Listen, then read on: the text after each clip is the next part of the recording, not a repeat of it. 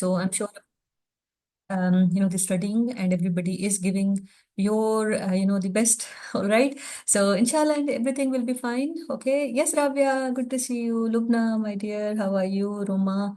So yeah, so I can see so many familiar name, and it really gives me pleasure that you guys are the eager to join my session, and of course you want to learn, and this is the basic motive of my sessions. Okay, so almost all of you guys know me for the quite long, and I love to teach, and I would be teaching it for the rest of my life, as long as I can. All right.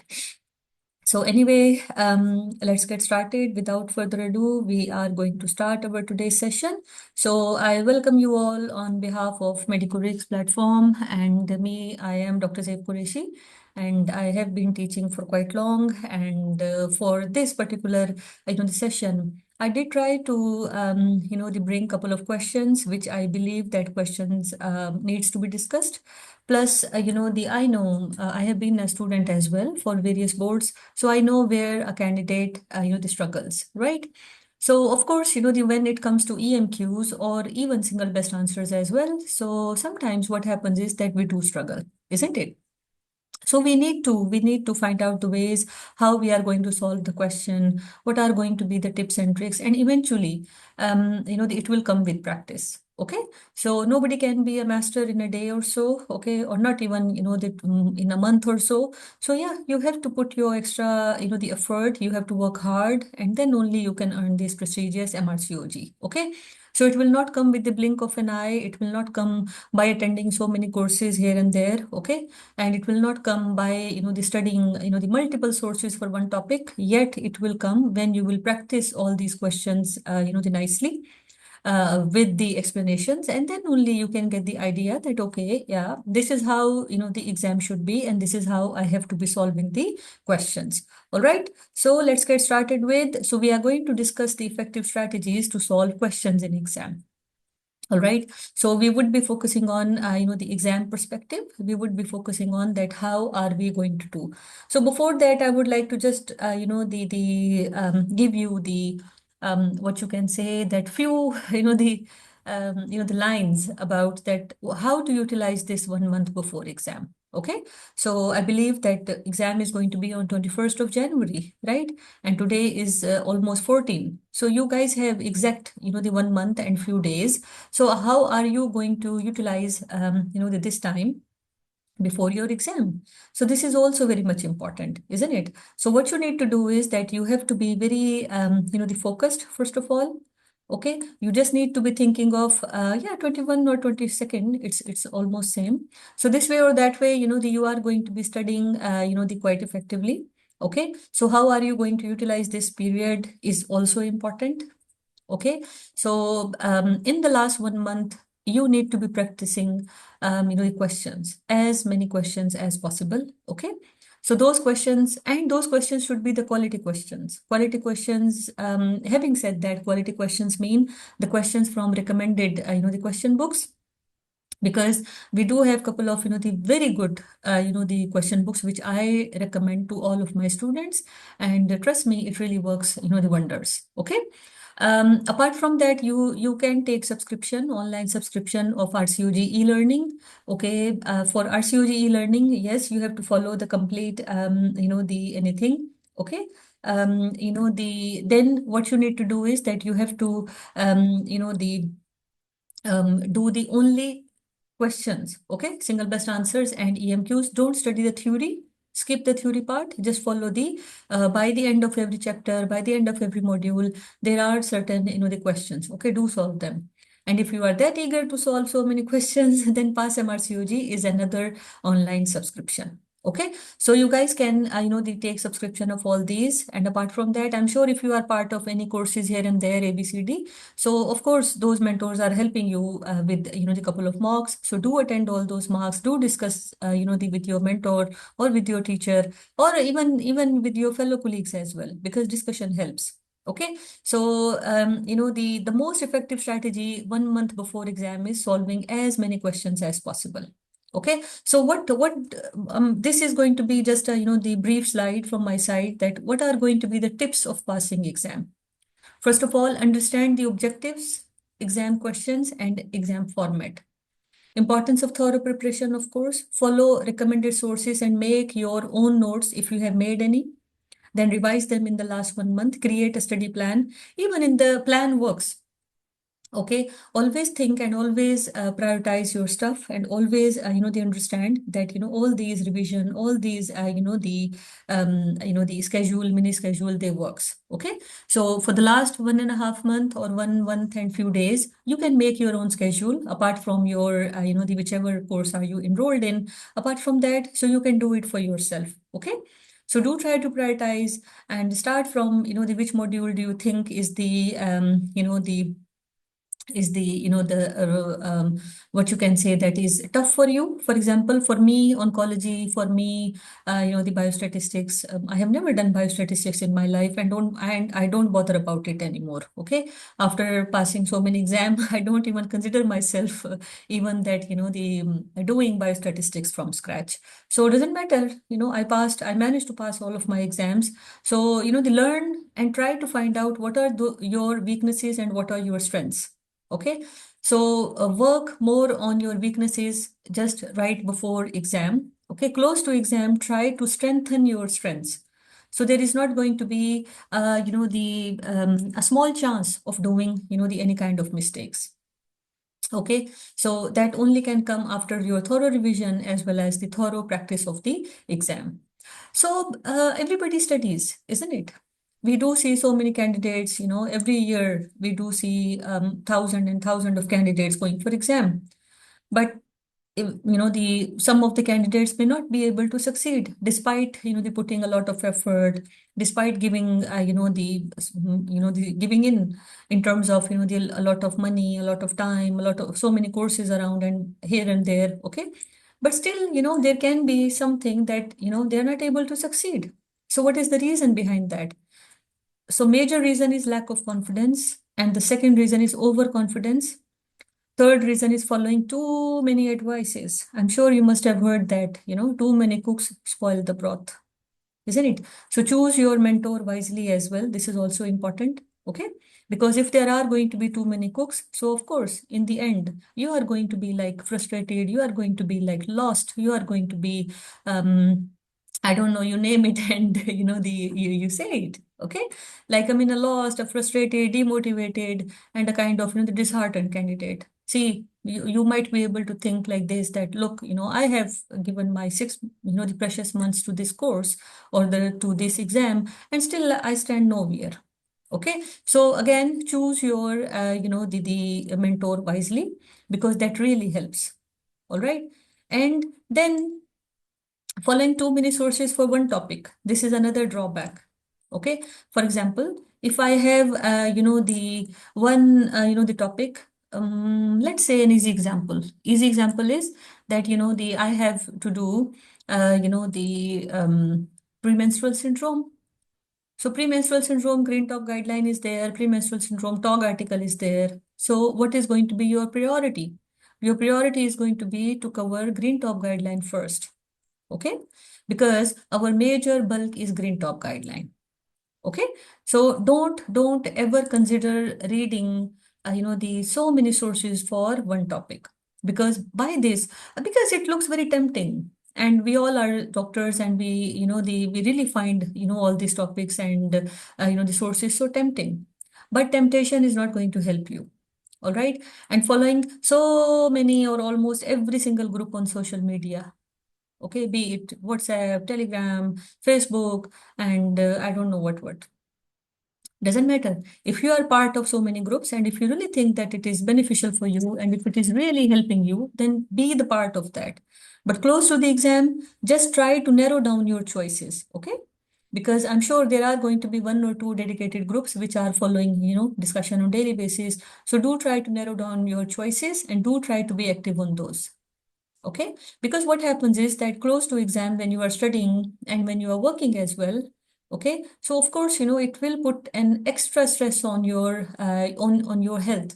Okay, eye strain, because if you will be the having the screen time, so it is going to put you on the extra stress. Okay, eyesight would be affected, your the backache, the neck pain is going to be there. There are going to be so many hurdles as well, isn't it? Plus, the by the end, if you haven't studied that particular topic, and if you think that the one particular group is studying that topic, then yes, it is going to be frustrating as well, that oh my god, I did not study this, and the look, where do I stand? I do not even know this. Okay, so please, the narrow down your choices just 1 month before exam. Okay, and if you are working, try taking off from your workplace. All right. 1 month is actually very good. If you are, the pretty lucky enough to, to get 1 month off. So yeah, it is recommended. If it is not, then I would recommend and suggest that please apply the leaves for yourself. Okay, at least 2 weeks, or the 10 to 14 days off is a must before exam. Okay, because you just need to be yourself, you just need to sit with yourself, you need to revise, you need to do the extra rehearsal of the questions again and again. So please do that. All right, and 1 month is doesn't matter, the 1 month is like, I mean amazing if you can get that off. Okay, so yeah, it is advisable that you just need to be focused just before exam.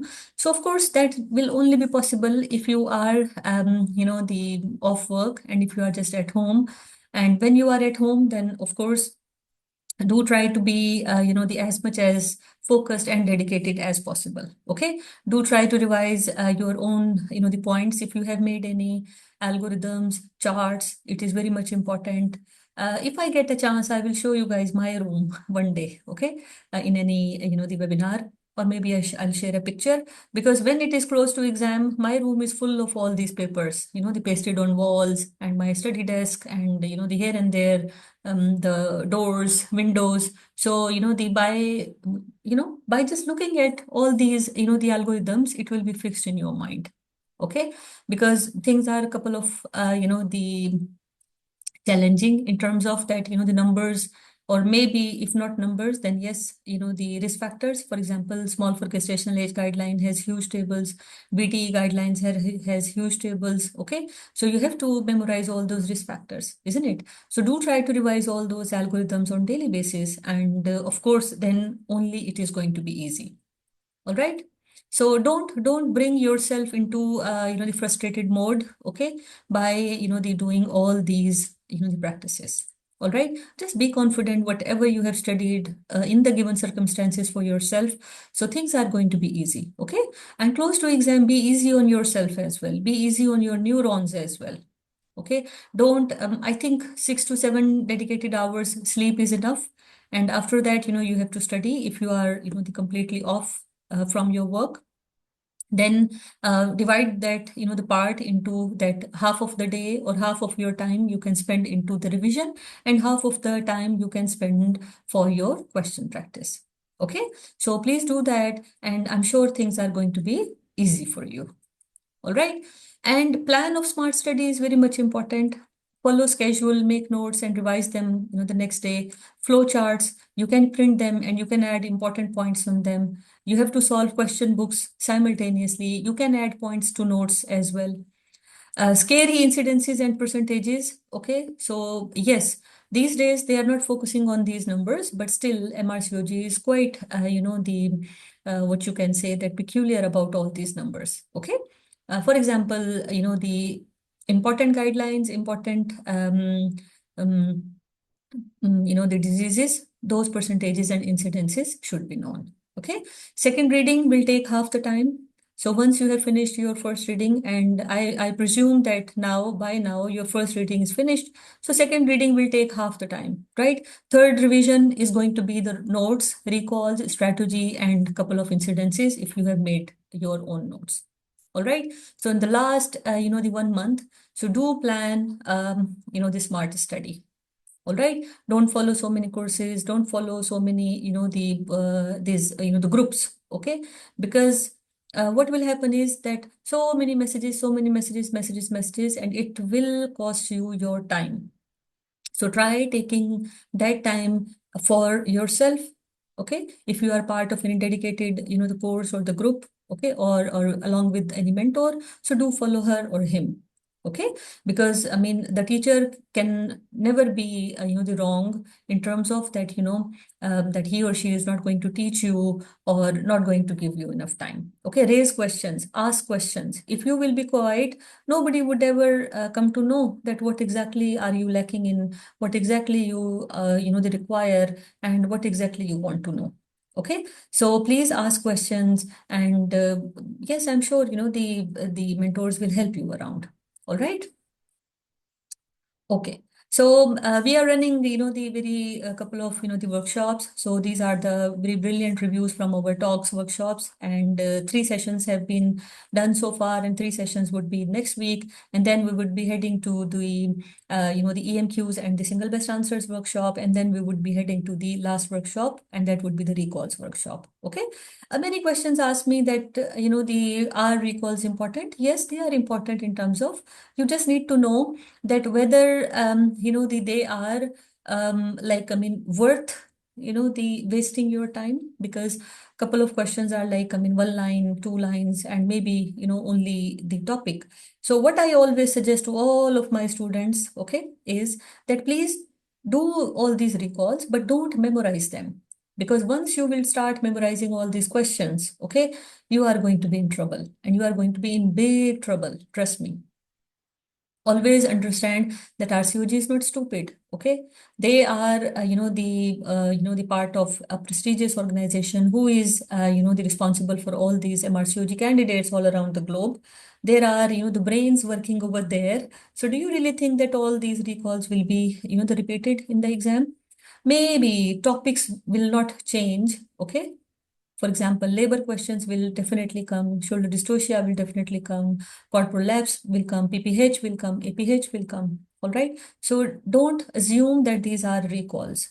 Always think that these are important topics, and the none of the exam is going to be completed without all these questions from all these topics.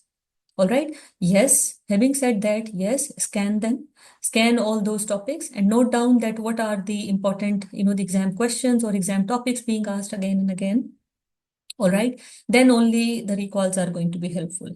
But if you are just going to focus on all these recalls and you are just going to cram them up, trust me, you are putting yourself into a big, a trap. All right, don't do that. Gone are the days where people used to say that exam is from the recalls. All right. So what I personally believe, for the last the almost 5 to 6 years teaching of MRCOG2, I don't ever believe that exam is going to be that much repetitive. Okay. Yet again, everybody has a very different perspective that how do you perceive the exam paper? All right, but always think that the it's not going to be actually from all those recalls, but yes, scan them, scan that what are the important topics being asked in. Okay, we do have recalls from 2016 till date. All right, 8 years. So just the try to find out that what are the important topics being repeatedly asked in these 8 years. Okay, and I could notice that okay, this topic was in 2016, then in 2017, then 18, 19, and the so forth. So just notice that. But don't always think that, the exam was repeated. All right. So do try to change your mindset in terms of recalls as well. But yes, scan them and do try to find out that how are you going to utilize the given information. And don't fuss on the given keys. Don't fuss on anything. Just scan them and leave and move forward, and, they do the quality practice questions. All right. So we will be having, the EMQ workshop, exclusive only EMQ workshop, and this is going to be according to the modules from December 23rd, and 6 online sessions would be there. Important exam questions, the recalls workshop would be starting from January 7th. Okay, and because your exam is going to be on 22nd, so you will be having plenty of time to revise later on as well. All right. So if anybody of you want to be part of these workshop, can contact me or my team members around, and we will try to help you as much as possible. All right. So this is my the saying: study hard or be stupid. Okay, study hard and or be stupid. All right, choice is yours. And when we say that, it means that, if you really think that, the taking help from here and there is going to pass you, it's not going to be, the correct. All right. Thank you so much, Fiza. Yes, Fiza is part of my, the talk workshop. Sadaf is there, Farhat is there, okay, Anamika is there, okay. So there are so many candidates, they are happy, we are studying, and we are like having a very quality discussion, okay. And I do try to give my best to all of my students because I really want, the all of you to pass and the they become MRCOG, okay, because your success is going to be my success, isn't it? So yeah, yes, sure, yes, sure, yes, sure. I don't know what your name is. If you can send me your private, the WhatsApp number, I will try to help you. Okay, no problem. All right. Yes, yes, yes. Send me your private message. So I will, save it and I will send it to my team member and they are going to help you. All right. Okay, so let's move forward and let's do some questions. And here I really want you to be active, okay? And on the other hand, I would be calling one or two names to answer the question. And then by this, everybody will take a turn and then we will have a good discussion. So because when I was, making the slides for today's webinar, so I thought why not include some single best answers as well? So this way we will have a clear idea. Okay, so before that, let me tell you one thing. Single best answers are going to be quite clear. Okay, choices are A, B, C, D, E, five choices, right? And we have to choose the best one. All right, okay. Another interesting fact for the SBA is you are going to be having a scenario or you are going to be having a straightforward question. And those questions most likely are going to be from Green Talk Guideline or TOG articles, okay, TOG articles. Some of the important TOG articles, not all right? And what will happen is that you will get a complete scenario. By the time you will read one line, you will reach to the second line, you will make a diagnosis in your mind. Stop there and then. Don't make diagnosis by reading half of the question. Please read completely till the end. And then only you will come to know that what exactly the question is all about. All right. Or maybe after reading, the half of the question, you will, come to the answer right away. But yet again, stop, read question carefully. Okay. So idea of the exam is read question carefully, read each and everything. For single best answer, for example, if it's an OBS question, okay, OBS question. So it will start from age of the woman, okay, gravida, para, if it is given, then there is going to be presenting complaint, then there are going to be certain investigations if there are any, then they are going to give you examination, okay, don't come to the conclusion. Maybe you know the answer, okay, but don't come to the conclusion because in the end they are going to ask you that what exactly this question needs, okay. So please make sure that you are noticing all these things. All right.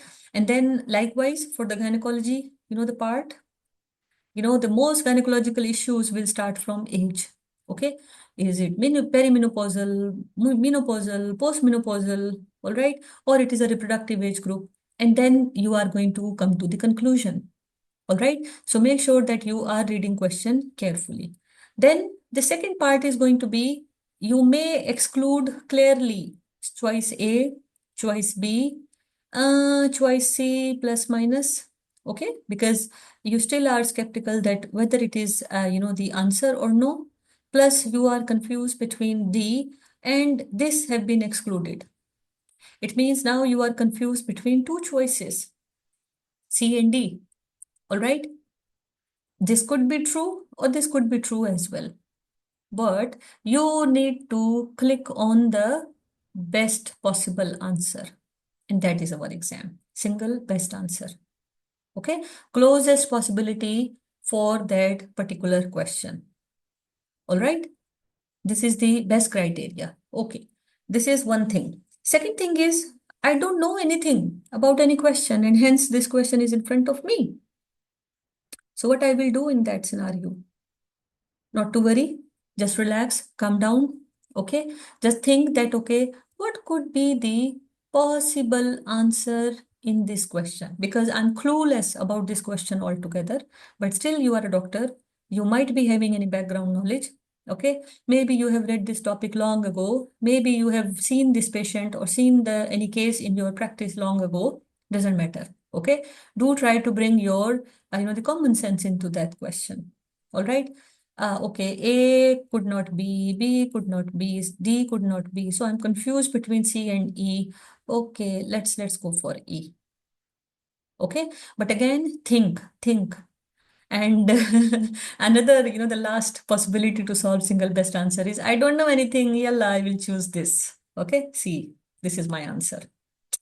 Okay, and again, this strategy should be in the end when you don't really think that what need to be done.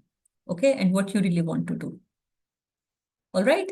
So these are, the strategies for single best answers. And coming to the EMQs, scary part. Everybody is afraid of doing EMQs.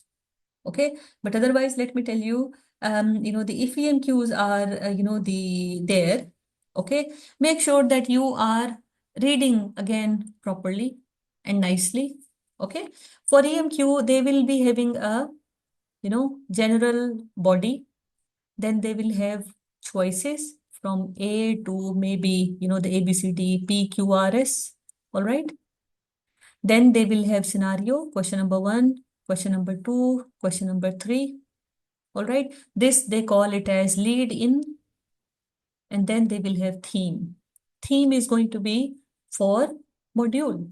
For example, I have theme early pregnancy care module. And my lead in is that you have to answer every question, okay, for miscarriages. All right. You can choose your option once, twice, or none at all. One option. Then how you will read? Okay. From here, you understood that this question is all about miscarriages, or this question is all about ectopic pregnancy, or hypertension in pregnancy, or the medical disorders in pregnancy, acute abdomen in pregnancy. This is your lead in. Okay. It means your all 3 questions are going to be based on that theme. Now, what you need to do? You need to do, okay, this is a question number 1. La, la, la, la, la, la, la. Okay. And now you will find out the answer from A to Z. See, it is cumbersome. So what you need to do for this training, practice as much as possible. Okay. This is important.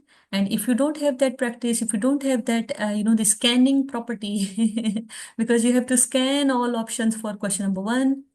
And if you, for example, if you have picked option number G for it, okay, go for G. For option number 2, again, question number 2, you would scan from A to Z. And you picked your option number P, well and well, good. Then the same practice will go for this. So you can simply see that, it requires a lot of practice and it requires time as well. So roughly in exam, the the single best answer, you might give 1 minute or 1.5 minute to single best answer. And then approximately, the 50 questions will be done. Okay. And then rest of the 50 questions, for example, because exam paper is of 3 hours. So if you will give 1 hour to single best answers, good enough. Then rest 2 hours, you should be focusing on EMQs. Okay.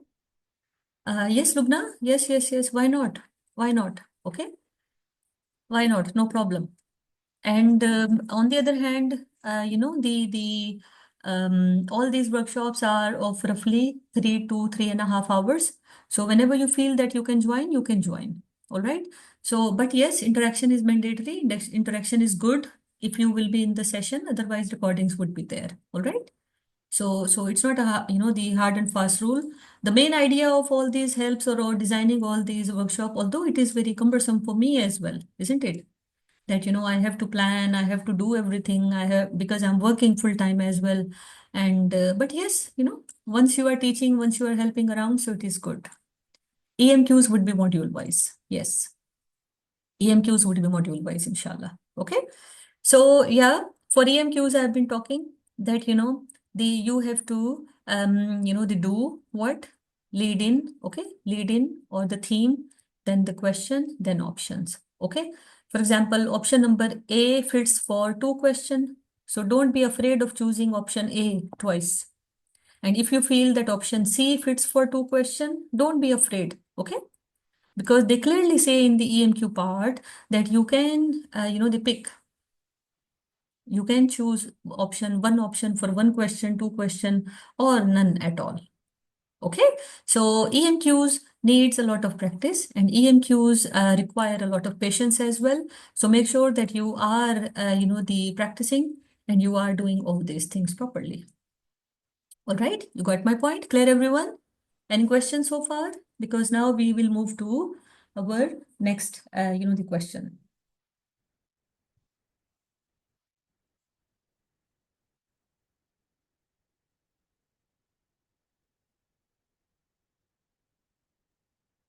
Mhm. All right. Thank you. Thank you so much. Thank you so much. All right. So let's move to the questions. All right. Single best answer and an electives. So read question carefully and don't jump to the answer right away because I really need, the output or the input from you as well. Okay. What you understand and how are you going to approach. Okay.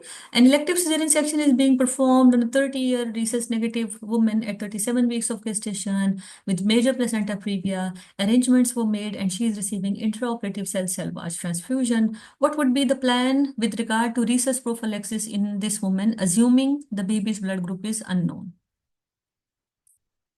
500 international unit, 750 international unit, 1500, 2000, or take a maternal blood sample, go for the FMH, and then reinfuse.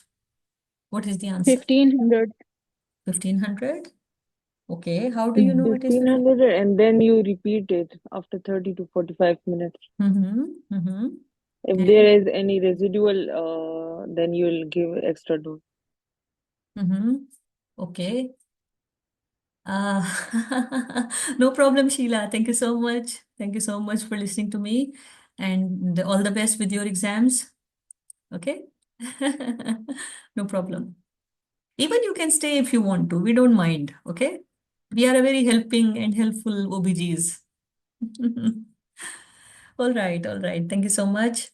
Yes. And are we agreed on this thing that we will give 1500?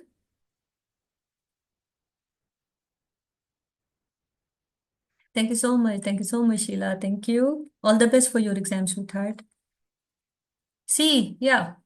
Okay. So the rule is for IOCS, intraoperative cell salvage, you just have to give 1500. Okay. So this is a concept. All right. For intraoperative cell salvage, you have to give, the 1500 international unit MTT. Okay. So when intraoperative, this is explanation. When intraoperative cell salvage is used during cesarean section in rhesus D negative, previously non-sensitized woman, and where cord blood group is confirmed, D positive, or if it is unknown, like in this case, a minimum dose of 1500 should be administered following the reinfusion of the salvaged red cells, and a maternal blood sample should be taken for the estimation of fetal maternal hemorrhage 30 to 45 minutes after the infusion in case more anti-D is indicated. Okay, so this is the explanation. Next question.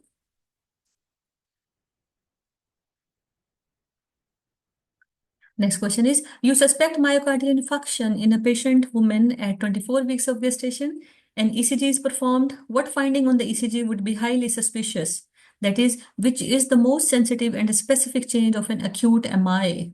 So my course candidate would, B. tell me quite nicely because we have discussed this talk. Yeah. Newly developed Q waves, new ST wave, ST depression, ST elevation, or T wave inversion.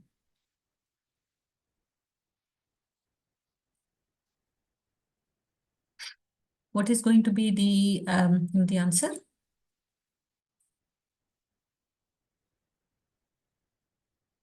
Mm-hmm.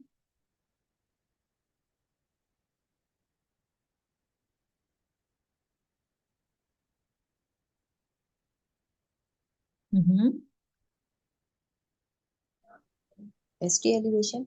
ST elevation of an acute MI, ST elevation, and how many types of MI are there? Hmm? One is ST elevation, another is non-ST elevation. Non-STE elevation, isn't it? So if you cannot fix yourself for STE elevation and non-STE elevation, okay? So sometimes what happens is, now see, let's look at the question. Even ST elevation is nice, I don't mind. But what about this then? New ST wave. Although there is no terminology as ST wave, okay? So Q wave would be after MI because Q wave is the transmission from dead myocardium, isn't it? T wave inversion is normal in chest leads. So we are left with two options. Okay, so now let's see, narrow down, and now let's see which one is going to be the best. You suspect MI in a pregnant woman at 24 weeks and ECG is performed. What finding on ECG would be highly suspicious, means which is the most sensitive and specific change of an acute MI. Okay, ST elevation can be there and ST depression can also be there. See, this is a question from your recall. This is how they confuse us, okay? Because recalls are recalled by students like you, like me, okay? Like any student there is. So I personally believe this is, the humanly impossible to recall all those questions with options and then make a full file, okay? So yes, if I cut this ST depression, I would go for ST elevation, for example. But if ST depression is also there, this could be, the right. Although I'm again confused because if I talk about, the MI, there is ST elevation MI and non-STE elevation MI. Okay, again. So this is very confusing. For me, in exam, they are not going to confuse us with ST depression and ST elevation because depression can also occur and elevation can also occur. Okay, hence it is a recall. So we would be just focusing on this thing because this is most, the specific finding, elevation. Okay, so D would be Dr. Deep, the key is good. wrong here. Yes. Okay. No, idea of me bringing this question is not key. Try to understand. Idea is of bringing is that how you perceive the recalls. Okay. ST depression is correct. Okay. ST elevation is correct. Both are correct. But you can't choose two. You got my point, Sadaf? You got my point? Yes, yes. You can't choose two. And this is recall. This is the beauty of recalls. Okay. So that's why discussion helps. But if you just talk about that which of the ECG finding, then I would definitely choose ST elevation. Okay? Yes, D. Yeah. All right. ECG is classically the first line test. Okay, in making a diagnosis of AMI, this is from TOG article. Okay, making a diagnosis of acute MI in any patient presenting with chest pain, the most sensitive and specific ECG marker is ST elevation. However, other changes may be present such as ST depression, symmetrical T wave inversion, and newly developed Q waves. These tests do not be specific and sensitive as ST elevation. Okay, so the answer would be elevation, not depression. Okay. All right. Next question. A 27-year-old woman is on the list for an elective cesarean section at 37 weeks for placenta previa. She requests for intraoperative cell salvage. What are the components of intraoperative cell salvage? Collection, transfusion, collection, filtration, washing and transfusion, washing, irradiation, collection, and blood collection, filtering, washing, and treating prior to transfusion.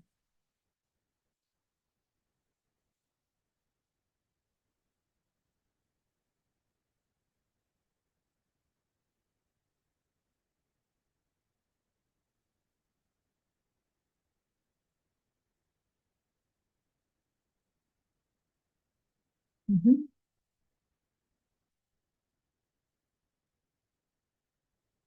Why everybody is confused? I don't think that 1 month before exam you should be confused. Yeah. Did you guys study this earlier? C, okay. It is C, okay? You will collect, you will filter, you will Yeah, wash, and you will it's C. transfuse at the same time. All right? So it is C. Okay.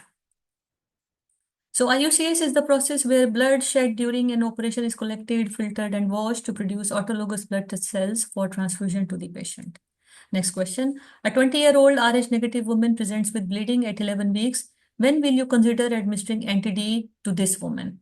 If she goes on to have a complete miscarriage, the bleeding is heavy but it is stopping, the bleeding is repetitive or associated with pain, the bleeding is small and painless, and if there is threatened miscarriage and the bleeding is stopping. C. Maida said C. Okay.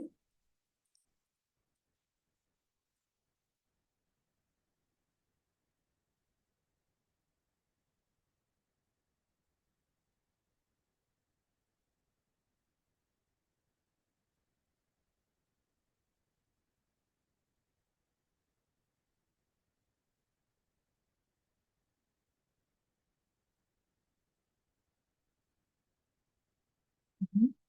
C. Yes, it is C. Brilliant. Okay, good job. Next question. What is recommended? I brought NTD questions because they are most confusing question. Okay, so let's quickly solve them. So what is the recommended regime for NTD prophylaxis for a 26-year-old anti-RH negative woman who is not sensitized? 500 international unit at 28 weeks, at 34 weeks, 1000 at 28 weeks, 1500 at 28, and 1500 at 28 and 34 weeks. What would be the answer? Mhm.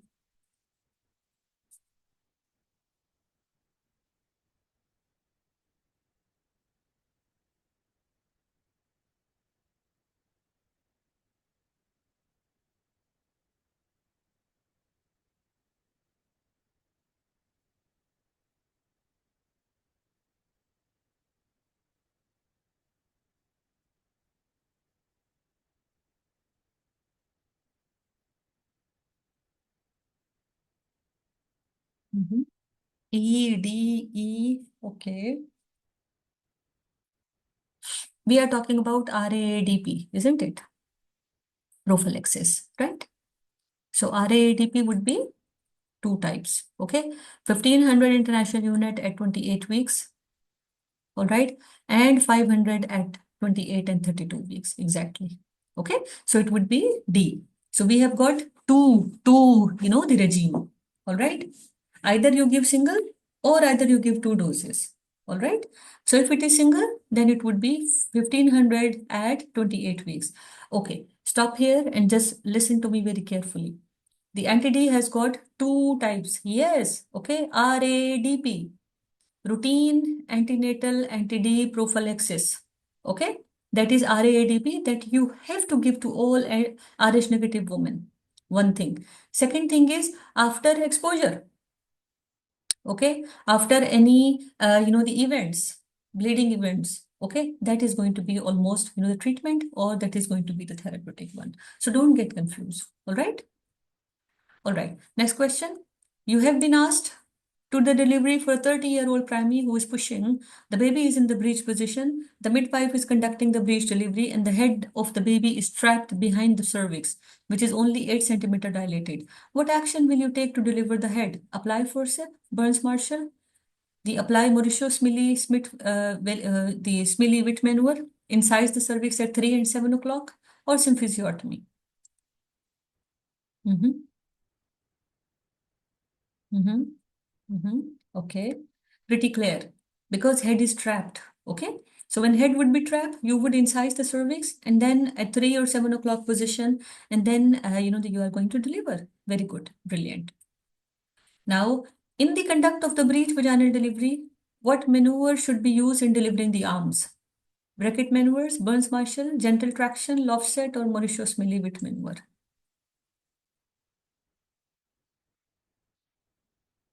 Mm-hmm. Yes, pretty clinical. Hmm?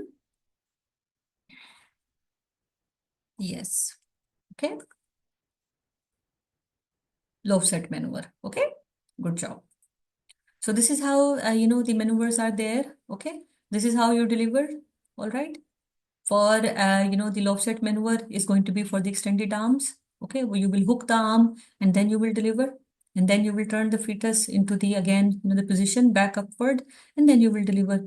Pinard maneuver is for delivery of the extended legs. Okay. Once the legs are flexed, okay, then there is going to be that.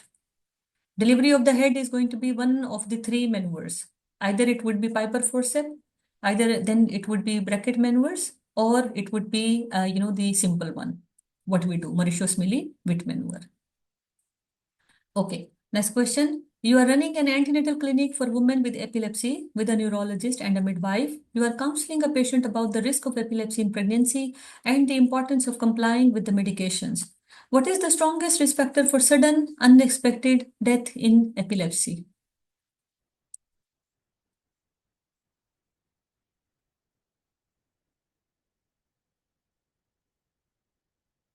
Uh-huh. All right.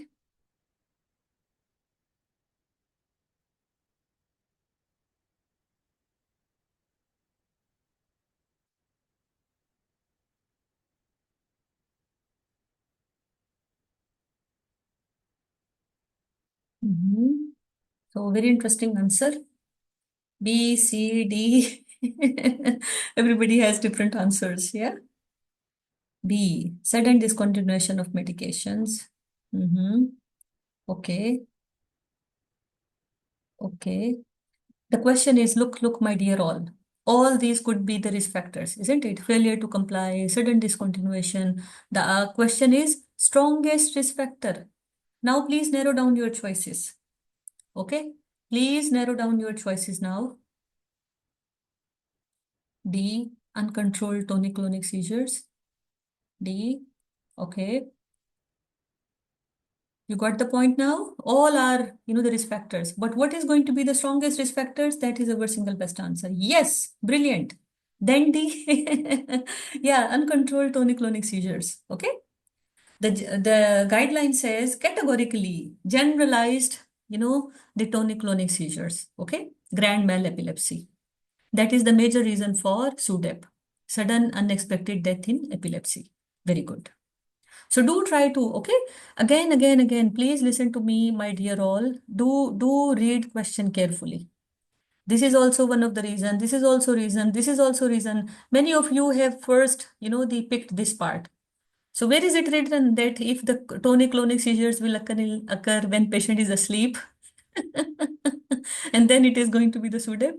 This is not, the SIDS, sudden infant death syndrome. Please don't get confused between these two again. All right. That is SIDS, in which baby is going to be, in the sleeping position. And then we will talk in the end. Please, Roma, don't, okay? We will talk in the end. You can simply write down if you want to. All right. All right. What advice should be given to a 26-year-old woman suffering from epilepsy that has been well controlled with no seizures for the past 2 years on sodium valproate who has attended for the preconception counseling? What would you do for this lady? A change anti-epileptic drugs to lamotrigine to control seizures and commence on folic acid? Change anti-epileptic drugs to lamotrigine to control seizures and commence folic acid 5 milligram a day for 3 months prior to pregnancy? Okay, and change the so reduce the dose to sodium valproate to the lowest effective dose. Okay. Hmm.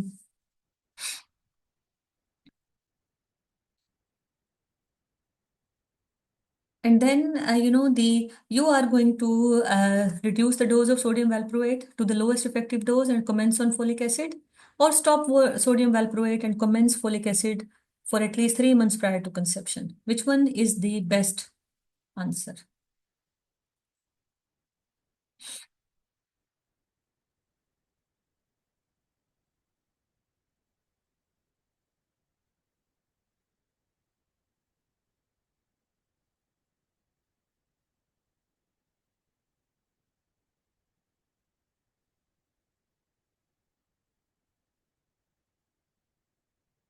Mhm.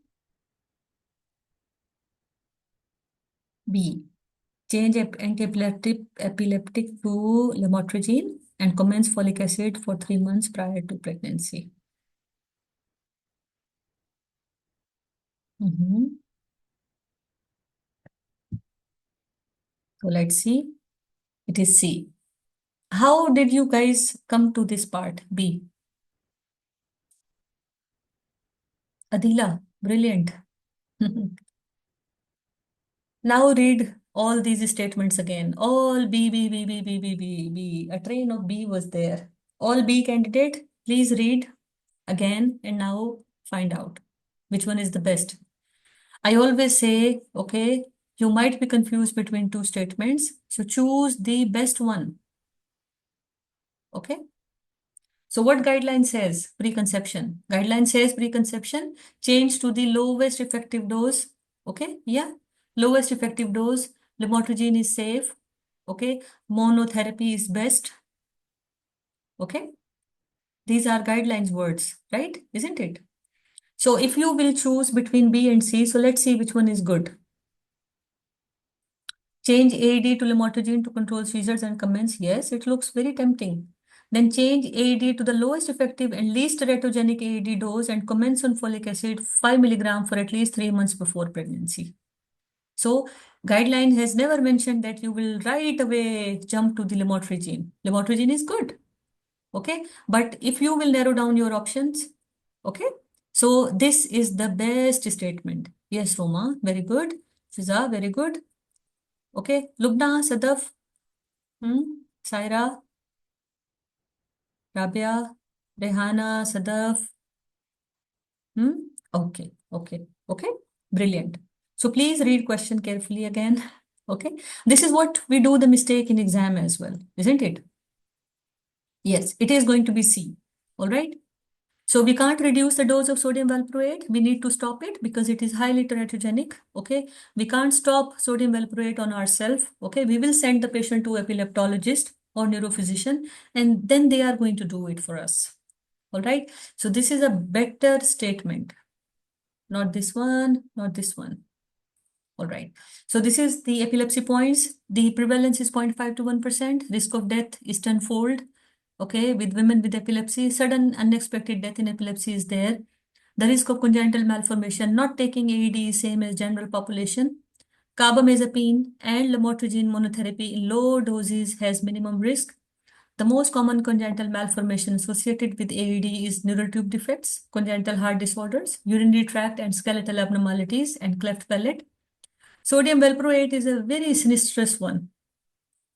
Neural tube defects, facial clefts, hypospadias, phenobarbital, and phenytoin means FA. Both FA, phenobarbital and phenytoin, they will be associated with cardiac malformation. Phenytoin and this was my exam question, that which of the following anti-epileptic would cause cardiac if we give them, together, and they are going to cause the cardiac malformations. Answer was phenobarbital and phenytoin. Okay, so the risk of congenital malformation with sodium valproate, 10%, lamotrigine, 2%, carbamazepine, 3.4%, levetiracetam, 0.7%. Okay, here comes the confusion. Why don't we choose levetiracetam if the options are there? Both options are there, lamotrigine as well as levetiracetam. The answer of choosing lamotrigine is that levetiracetam is not widely used. Okay. However, and although the side effects, or you can say the malformation risk is very low, but still it is not widely accepted as a preferred anti-epileptic in pregnancy. Hence, we will choose lamotrigine. Okay. Or maybe the question is being asked repeatedly in exam, that which of the following is the most commonly used anti-epileptic in the pregnancy with the least risk of congenital malformation. So if we match most commonly used with the least congenital malformation, then the answer would be lamotrigine, because levetiracetam is not most commonly used anti-epileptic. Okay, because this is also one of the recall question. So I thought to clear it. So routine monitoring is not, the recommended. Lamotrigine level falls by 70%. So you have to modulate the dose, increase or decrease the dose. All right. For intrapartum, tonic-clonic seizures is high, 1 to 2% in labor, and further risk in 1 to 2% in 24% postpartum. Diamorphine can be given instead of pethidine. Pethidine should not be given. So what are the conditions in which we don't give pethidine as the pain relief? Hmm?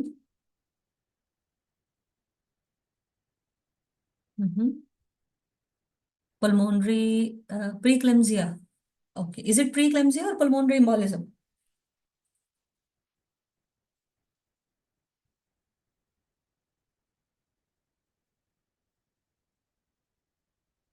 Epilepsy, sickle cell disease. Yes, Zainab, very good.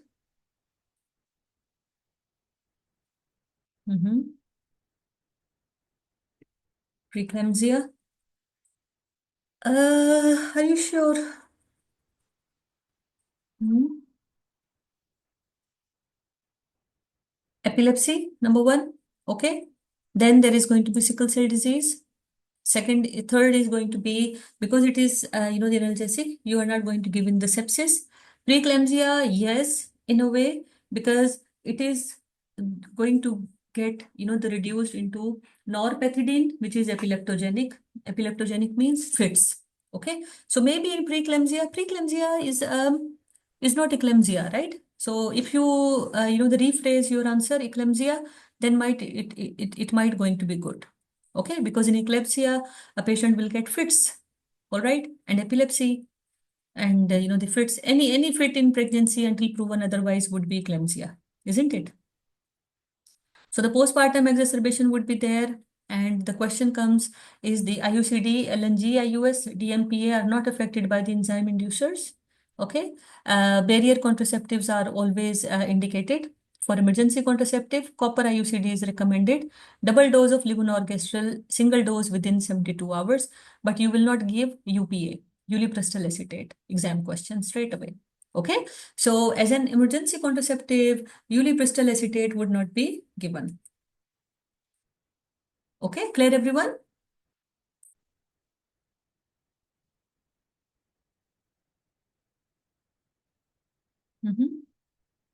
All right, great. Next question is, what proportion of twin pregnancies in UK are monochorionic?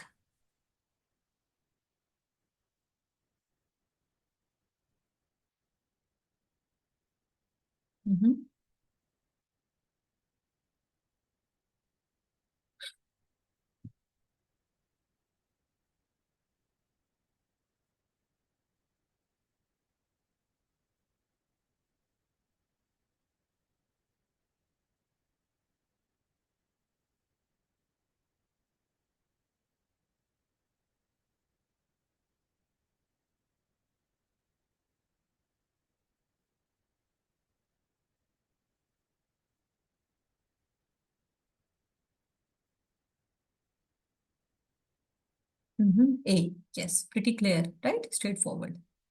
10%, 10%, B%. B% means 15%. A, 10%. If I'm not wrong, isn't it 30%?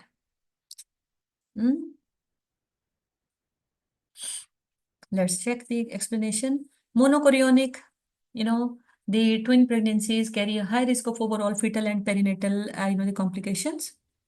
Okay, with the dichorionic. Furthermore, monochorionic, monoamniotic, where both twins are in a single amniotic sac, 1% carry a very high risk of perinatal loss before 24 weeks of gestation. So I think it is 30%, not 10%.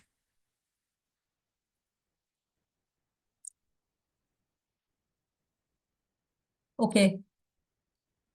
It is 30%, okay? Not the 10%. 10% is very less. We are talking about monochorionicity first. We're not talking about any other things, okay? It is 30%. Okay, next question is what type of vascular anastomosis in monochorionic twin pregnancies is most commonly associated with twin-to-twin transfusion syndrome? Is it bidirectional vascular anastomosis, unilateral artery-artery, unilateral artery-vein, unilateral vein to artery, unilateral vein-vein? See, you might not have focused on this question in your entire life. And now you will see this question with me.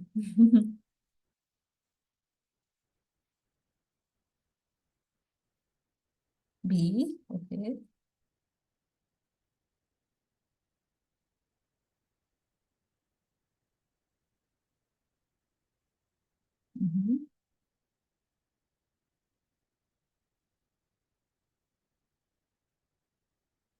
Any other question, guys? Answer. A, because it may be artery and artery and artery. So if you are saying maybe, so how can you choose A?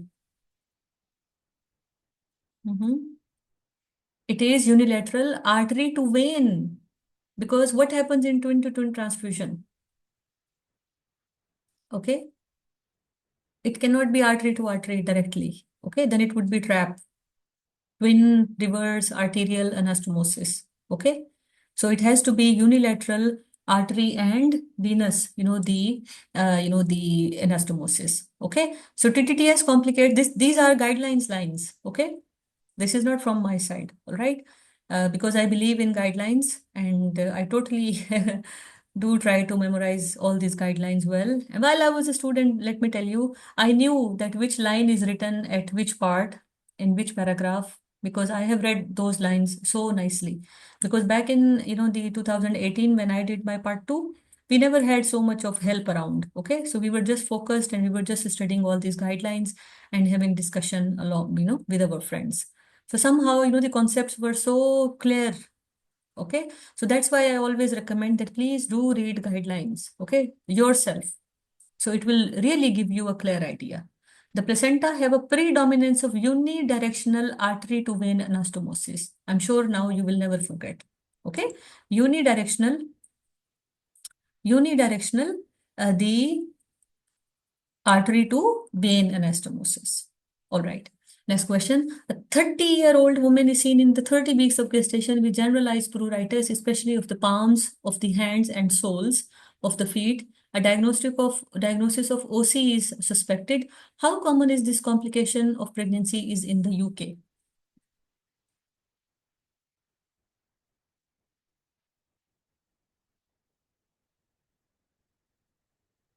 Hmm? D. D. Okay, I've got 4 or 5 answers. Yeah, it is D. Brilliant. Okay, so OC, we all know that the bile acids are going to be high because in the old guidelines the recurrence was 45 to 90%, but according to 23 guidelines, okay, it says that recurrence is variable, but yes, it is high. Okay, because I didn't change this, the 45 to 90% because I know you guys are doing recalls, but keep this thing in your mind that the 23 guideline says that there is no particular the percentage, but yes, recurrence is high. Okay. All right. Next question. A 35-year-old primie complained a breast lump when she attended the antenatal clinic for her routine visit at 24 weeks of gestation. Further investigations have confirmed that this is indeed a malignancy. What is the impact of pregnancy on the prognosis of cancer? It has no impact. It is associated with a poor prognosis if the cancer is human epidermal growth factor, HER2, and estrogen receptor positive. It is associated with the worst prognosis. It is associated with improved prognosis if it is HER2 is positive and estrogen is negative. Prognosis is dependent on gestational age. Better with the late diagnosis at diagnosis of the cancer. What is the answer?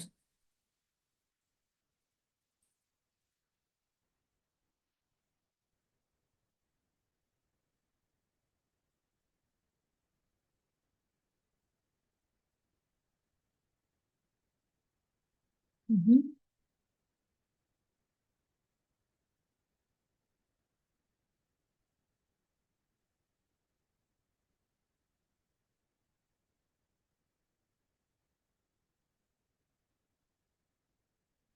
Mhm.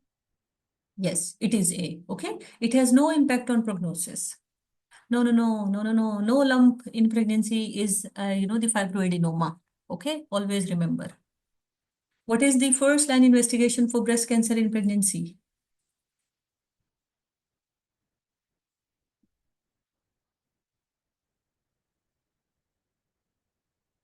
Mhm.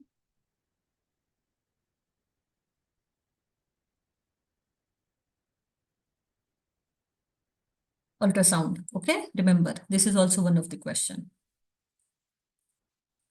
All right. So, with discrete lump in pregnancy, okay, the ultrasound is the first investigation to be done. Tissue diagnosis is performed with ultrasound guided biopsy for histology rather than cytology, as proliferative changes during pregnancy render cytology inconclusive in many women. Okay, next question. A 35-year-old primie presents with a sudden onset of epigastric pain that is radiating to the back. Prior to this, she had been seen repeatedly with right hypochondrial pain. She is now 30 weeks pregnant. Her blood pressure in the last antenatal clinic visit was normal. She is aperaxial but tachycardiac. Pulse is 110 and hypotension. What is the most likely diagnosis?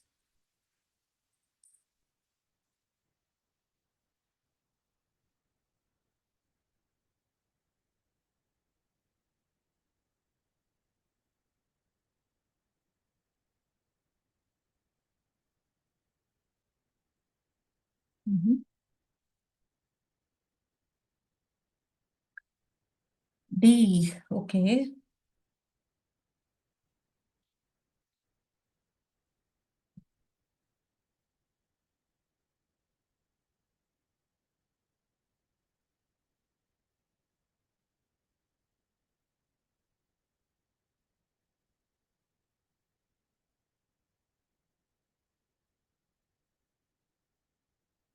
Mhm. B. B. Okay. Now narrow down. Yes, rupture of aortic aneurysm can also be there, and hepatic rupture can also be there. Okay. What is the exclusion? Because the primary 35 primary presents with sudden onset of epigastric pain that is radiating to the back. Okay, this is the hallmark of rupture of aortic aneurysm as well, that the pain would radiate to the back, isn't it? But she has been seen repeatedly with right hypochondrial pain. This is against rupture of aortic aneurysm. Okay, because aortic aneurysm will be very fatal if at all it happens. All right, so it would be hepatic rupture. All right, BP is 80/50, pulse is 110, and what is the most likely? She is aperaxial as well. All right, so rupture of aortic aneurysm will not be repeated. Okay, no, not right hypochondrial pain. Right hypochondrial pain would be in both, because rupture aortic aneurysm, the most commonly rupture is above umbilicus. Okay, because below umbilicus it will divide into the iliac arteries. All right, so it is hepatic rupture. Okay, hepatic masses can also cause local compression symptoms or complications on adjacent viscera. Capsular stretch from progressive growth or may blend into the hepatic tissues, causing local hematoma. This may be mistaken for dyspepsia, biliary disease, appendicitis, constipation, muscular pain. Okay, it may be referred as pneumonia. All right, and very rarely a hepatic lesion can rupture into the peritoneal cavity, leading to the risk of exsanguination of the with fetal hypoxia, potentially leading to the fetal and the maternal death. The possibility of hepatic bleeding should be considered in any patient with severe epigastric pain, radiating to the back with signs of hypovolemic shock. Okay, so clear everyone? Hmm? So this is how you narrow down your possibility. Okay, rupture of aortic aneurysm is emergency. There won't be any repetition because that is very much fatal if it is not picked at the right time. All right, great. All right. So let's move to the extended match question. So like I earlier said, EMQ would be having a theme, or you can say the lead in. Lead in is choose the most appropriate treatment or the diagnosis from given scenario. Option may be chosen once, twice, or none at all. Okay, option may be chosen once, twice, or none at all. So our first question is, options are CBT, conjunctivitis, cluster headache, migraine, okay, severe preeclampsia, malaria, epilepsy, sinusitis, subarachnoid hemorrhage, viral gastritis. Our first question is, a 24-year-old woman at 32 weeks of gestation returned from holidays in Brazil. She is vomiting, fever, and complaining of severe headache.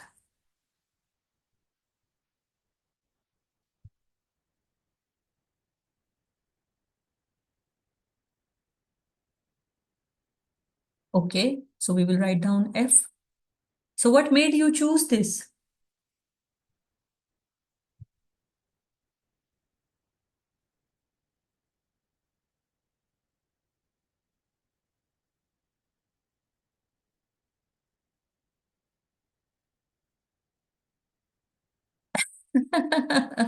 Yes, Brazil. That's very, that's very, the clever of you to understand that, yes, Shakira is from Brazil. And Waka Waka is there. Okay, yeah. Very nice. Thank you. Yes, Brazil endemic beachy areas. Yes, this would be, but the major, the thing is tropical area. Okay, tropical. The word is tropical. Okay. Next question is 28 years. Woman complaining of severe throbbing pain behind her left eye, headache at 26 weeks of gestation. She is unable to sit still because of this pain. My students will answer it correctly. We have done it day before yesterday, right?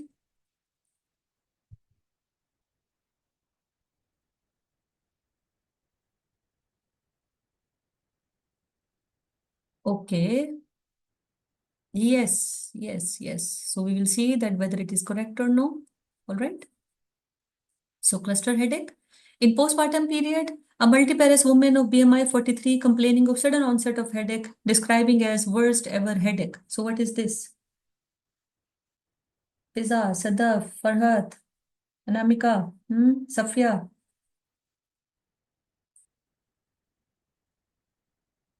Subarachnoid hemorrhage, Simab, yes, that is one of the possibility. But if you look at the answers, what do you think is going to be the correct one? Fiza, is it D, migraine? Hmm?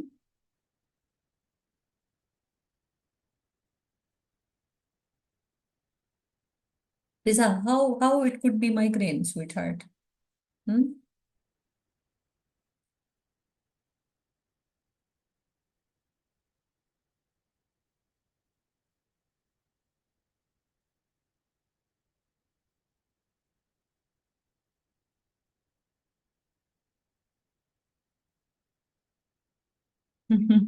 Obese, postpartum, okay, two risk factors, and multiparous, third risk factor as well, right?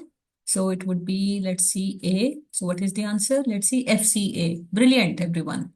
Okay. Yes, CBT, CBT. Okay, Sima. Somebody said I, Zainab. How is it I? Okay, like the said now that I can be there, but the worst ever headache is not always associated with subarachnoid hemorrhage. Okay, so uh, Fiza, that's very bad, huh? So please do try to read question carefully and then opt. All right, signal issues. Okay, no problem. So clear, everyone? Hmm? Okay. So headache is pretty much headache to cover, but the major thing is that if you would do this headache nicely, it will not be a headache anymore. Okay, so do read talk article again and again because doesn't matter how many times do you read that talk article, things are going to be a bit challenging once it comes to the EMQs. All right, next question. All right. Next question is, these are all from the recall questions, okay? So what is your management in each of the following cases? Options are admit for the induction at 37, induction at 40, induction within the next week, and cesarean section.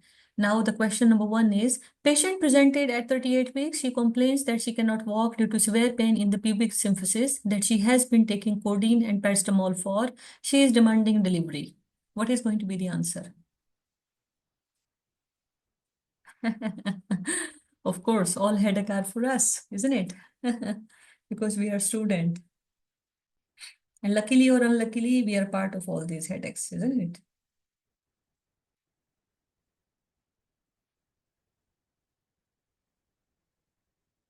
A, admit for induction of labor. C, everybody answer for both question, in fact, okay, in the same row. Then I will scan and then I will give you my input.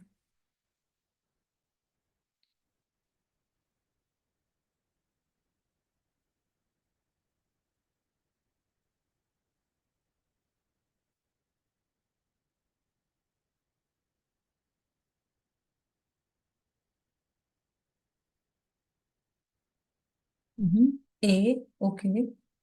And what about second question? E, A and E, okay.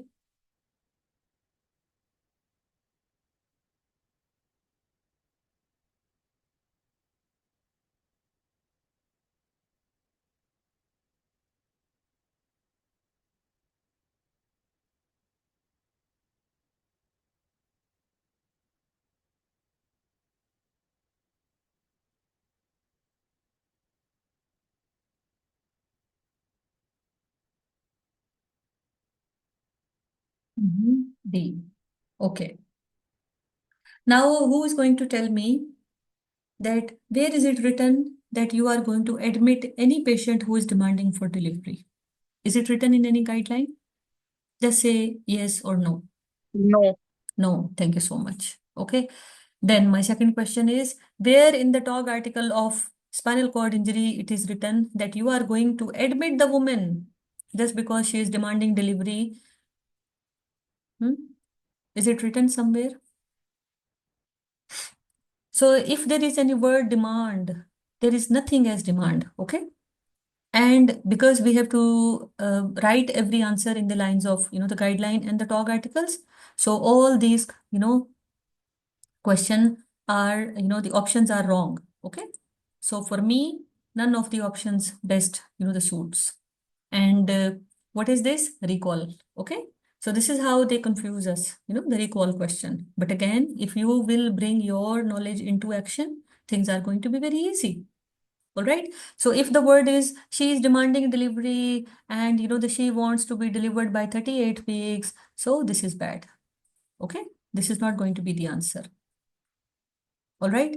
So if patient is presenting at 39 weeks of gestation, she has history of spinal injury but was fine before pregnancy. By 31 weeks, she started using crutches at home, two for mobilization. Later, she had to buy wheelchair. And now she is saying that, I don't want to, I cannot walk anymore. And now I just want to deliver. So what does TOG article says in terms of, the spinal cord injury? Okay. In the spinal cord injury, it says that if the degree of Vaginal delivery. immobility, yeah. Okay. Yes, it is going to be vaginal delivery. So wait for the spontaneous onset. And if we talk about the spinal cord TOG article, yes, it says that yes, we can do prophylactic admission after 38 weeks of, the pregnancy, but it is not for induction of labor. Okay, so this is not going to be the correct option.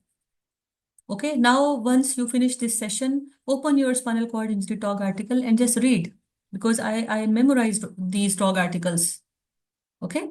So it says that yes, you will admit the patient after 37 weeks, 37 completed weeks. Okay. Just keeping in view that not to go into unattended labor. Okay. These are the lines. Not to go into the unattended labor, not for the induction right away. Okay. Having said that, if we will say unattended labor, then yes, it is going to be the spontaneous delivery. Nowhere in guideline, any guideline, it is written that, okay, induction after 37 weeks, induction at 40 weeks, induction within next week, or straight away cesarean section.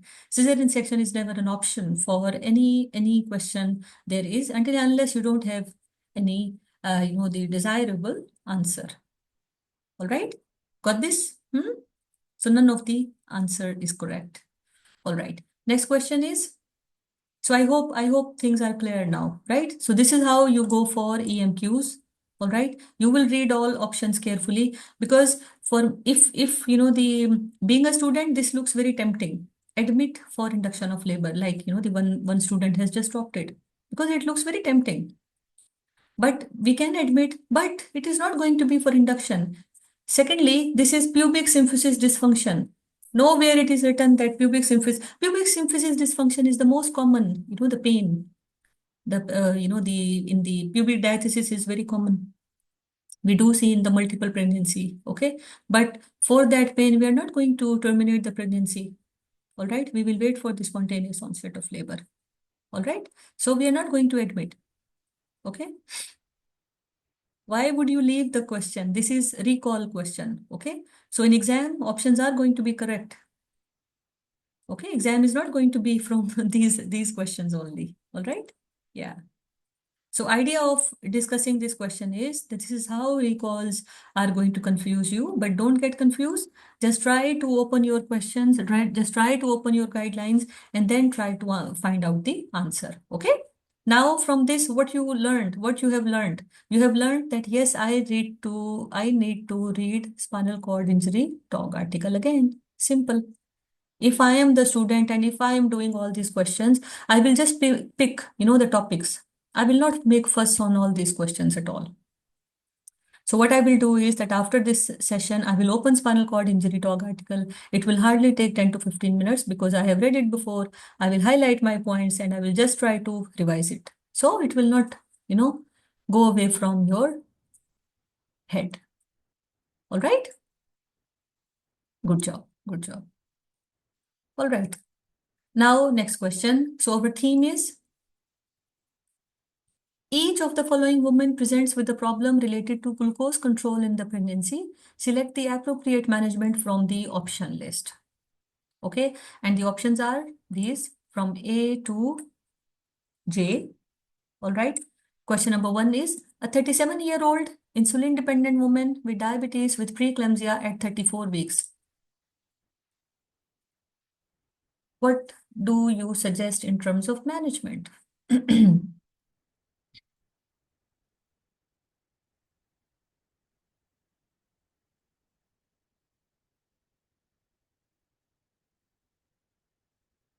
Diabetes and preeclampsia, what would you do?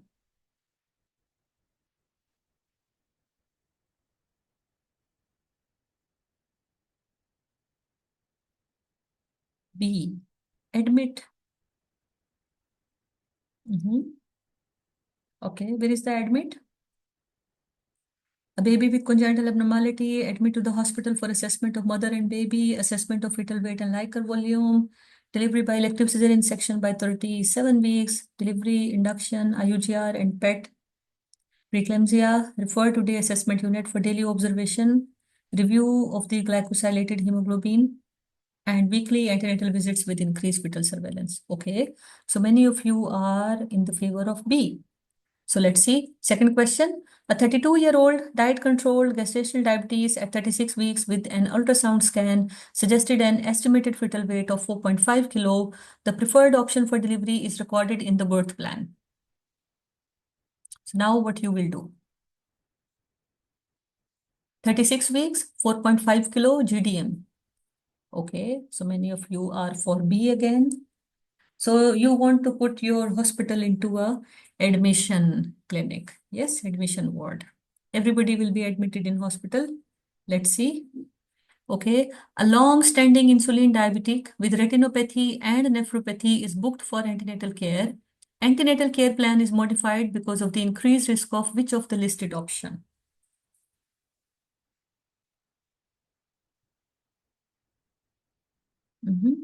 Yes. Okay. One answer is there. For 2F, induction of labor. Okay, IUGR and preeclampsia. Yes, makes sense. 2 is F, induction of labor at 39 weeks.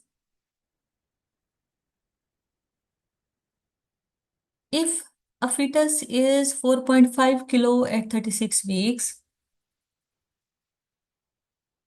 to elective LSCS at 37 weeks, so you would go for elective induction at 39 weeks. Justify. Is it written in any guideline?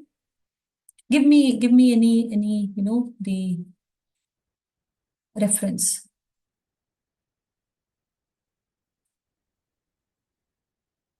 Give me any reference. 3 is G. Yes, 3 is definitely G because that is quite clear.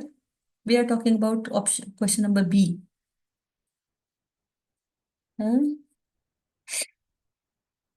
If you guys don't mind, please write question number 1, question number 2. So it would be easy for me because there are so many A, B, C, D, and it is hard to, find out. Yes, thank you, Ashwarya. 2 is I. Okay. 2 is I, review of the glycosylated hemoglobin levels. Okay. So do you think that HbA1c will give you any clue at 36 weeks? Is it written in guideline? Thank you so much. Okay, so sweetheart, this is not going to be the answer. Okay, so HbA1c has no role after, the first trimester. All right, Sagira has said the answer D.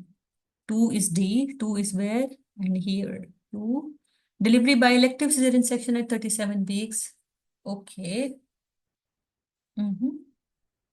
Okay, very interesting answer. We will see and then we will again discuss. Okay, so I think Aishwarya, you said I, so the HbA1c is not going to be the answer. All right, next question. A long-standing insulin, okay, we have done it. Last question. A primipara insulin-dependent diabetes with poor glucose control should be advised to maintain blood sugars between 4 and 7 millimoles. In the first trimester, counseling of the congenital anomaly may be helped by which of the listed option?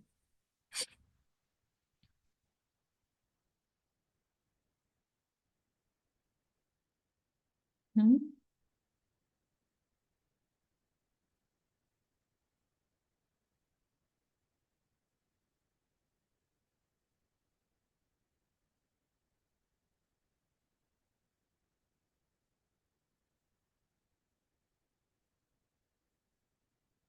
What is going to be the answer?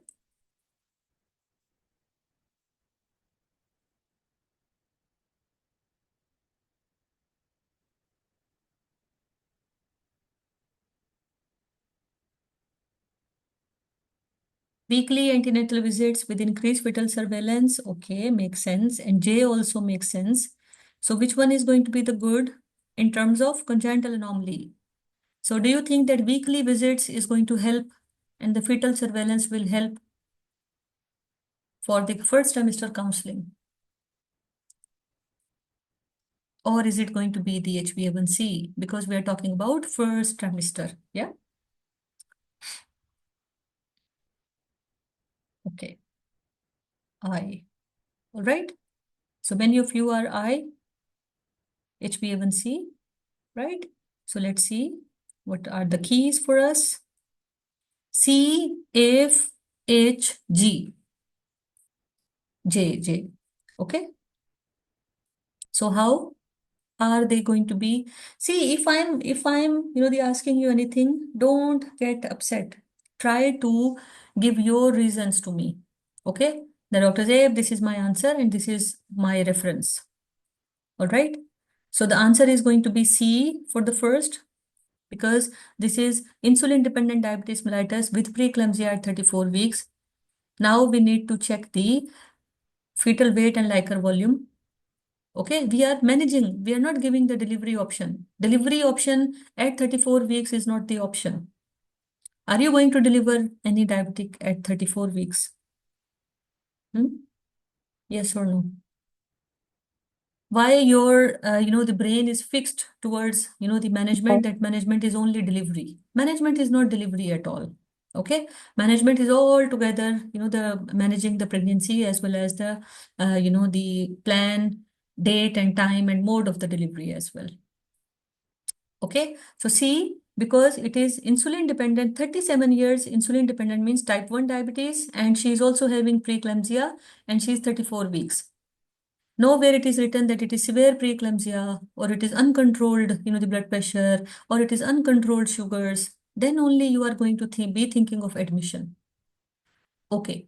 If I take the admit to the hospital for assessment of the mother and baby, what would you assess? It is not clearly given. Okay. In the day case, because if it is written that there is a daycare, but in daycare, what would you do? It is not even severe preeclampsia in which you have to admit. Okay, and even if it is not the on insulin dependent diabetes, even the glucose level is not given, that it is uncontrolled sugars. Making sense? Agree for C? Right? At 34 weeks, you need to know what is the fetal weight and what is the Liker volume. Clear? Fiza, clear to you as well?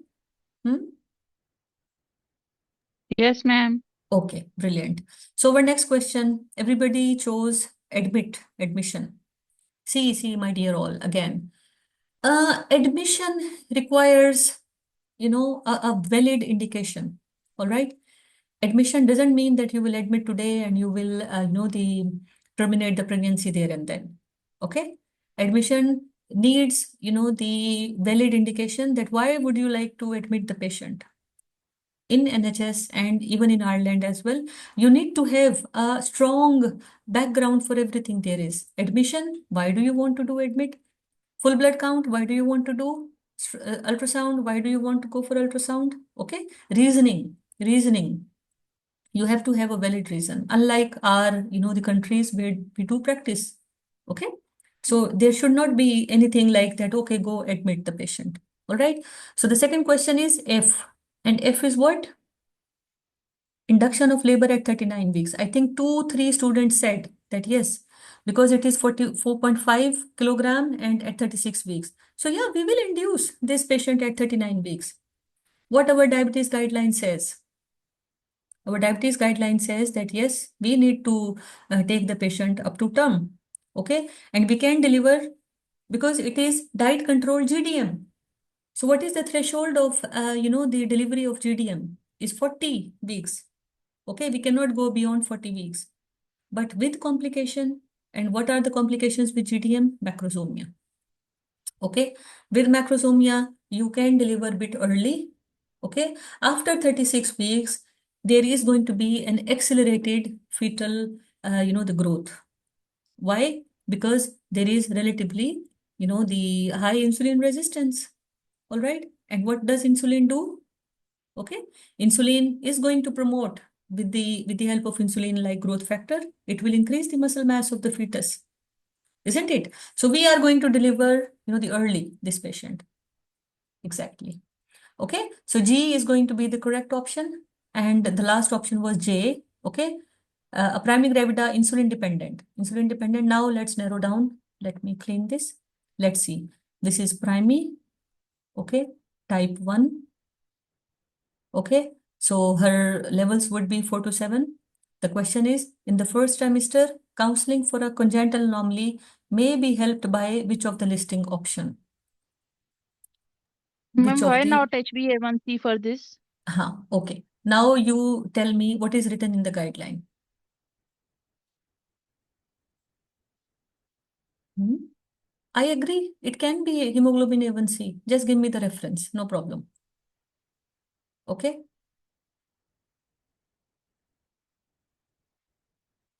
Insulin dependent with poor He is glucose in first control. trimester. Sweetheart, she is already having poor glucose control. Okay. She has been advised. All right. So what you will do in this, avoid if 10 is in preconception care. She is already pregnant. Please learn the difference, iPad. Hemoglobin A1c of 10 value in the preconception counseling is contraindicated for pregnancy. Okay. Now she is pregnant with poor diabetes control. So what do you think that hemoglobin A1c is going to help you with? And what hemoglobin A1c shows? Hemoglobin A1c shows 3 months, the control. Okay. Previous 3 months control of the blood sugars. Fiza, are you with me? So what hemoglobin Madam. A1c will tell you now? She's already poor glucose control. Okay, she's already at risk of development of the congenital malformations, isn't it? So what you will do in poor glucose control, you will have the frequent antenatal assessment, and you would be thinking of increased fetal surveillance as well. You would start doing growth scan from 24 weeks onwards. Making sense? Or you would like to go for hemoglobin A1c? What will you choose?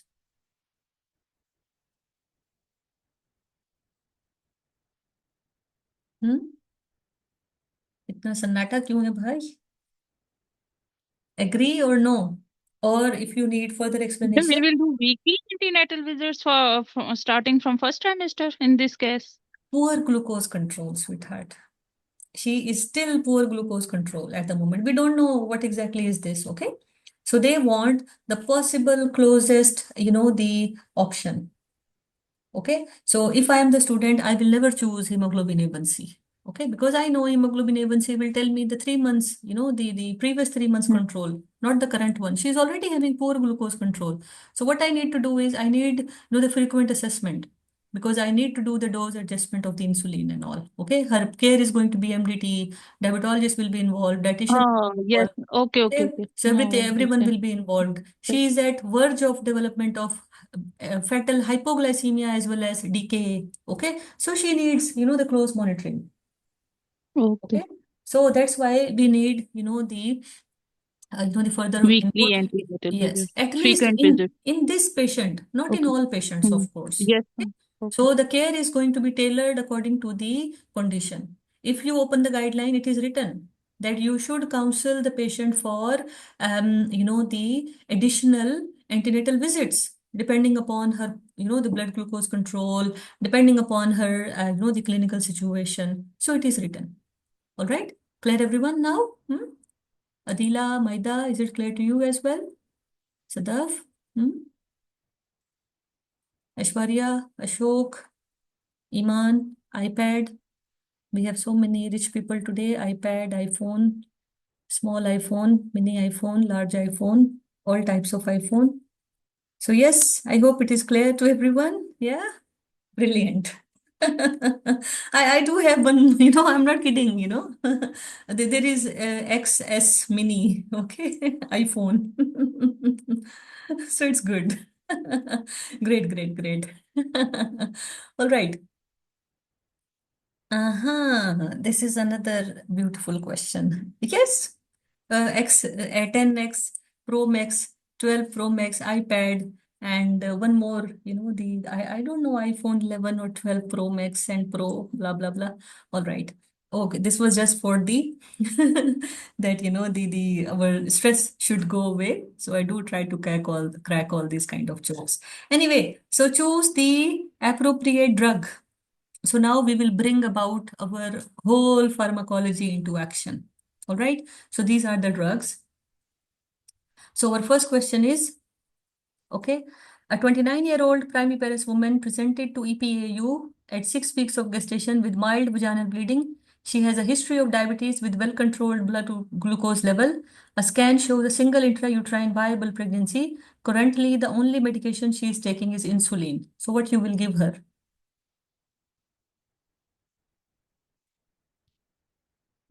I commence 5 milligram folic acid. Okay.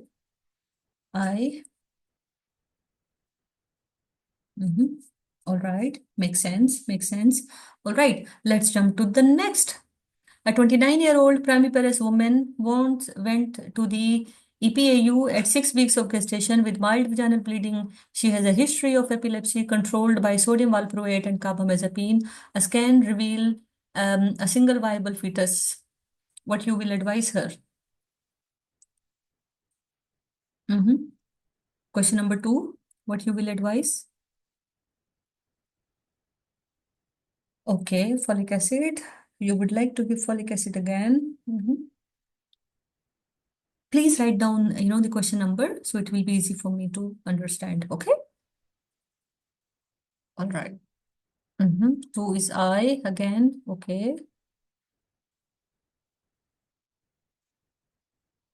All right. Okay. The third question is, a 29-year-old primiparous woman attends the antenatal clinic at 16 weeks of pregnancy for review of the booking, her first midwife appointment, blood test. She suffers from hypothyroidism and is currently on, this much dose of thyroxine. Her hematological, biochemical, and virology results are normal. Her TSH is 6.5. Her T4 is 14 picomoles per liter. So what you will do in this scenario?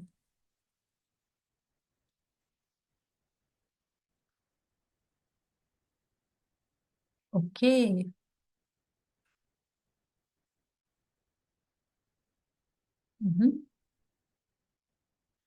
This is, I think, 75 milligram. This is type error. Okay. So the fourth question is, a 29-year-old primiparous attends the obstetrical daycare assessment unit at 34 weeks of gestation with itching. Fetal cardiograph is normal. Her blood test reveal raised aminotransferases and a normal autoimmune screen. A diagnosis of obstetric cholestasis is made. So what you will do in this scenario?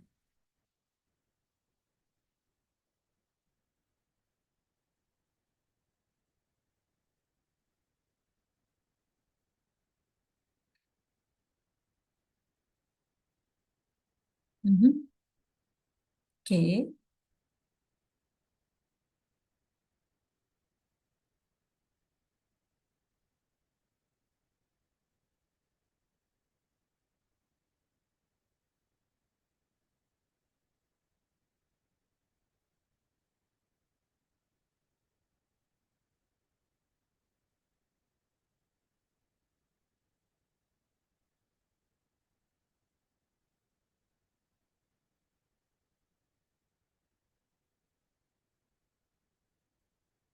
Okay, okay. The last question. A 29-year-old, the primiparous woman attend the antenatal clinic at 18 weeks of gestation for review. She gives a history of Graves' disease prior to pregnancy and had discontinued PTU because she developed a severe sore throat and agranulocytosis. At present, her hematological results are normal. Her TSH is 0.5. So what you will do?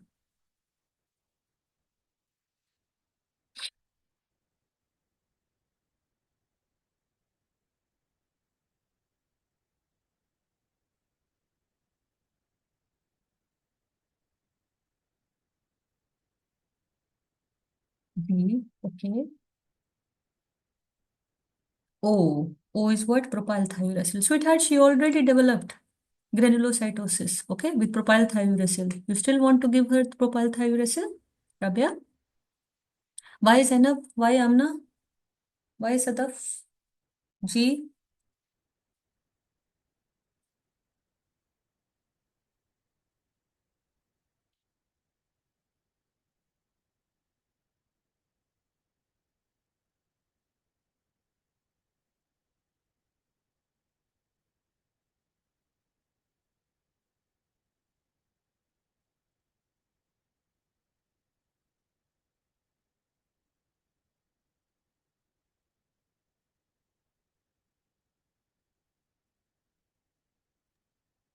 Isn't her TSH in lower normal range?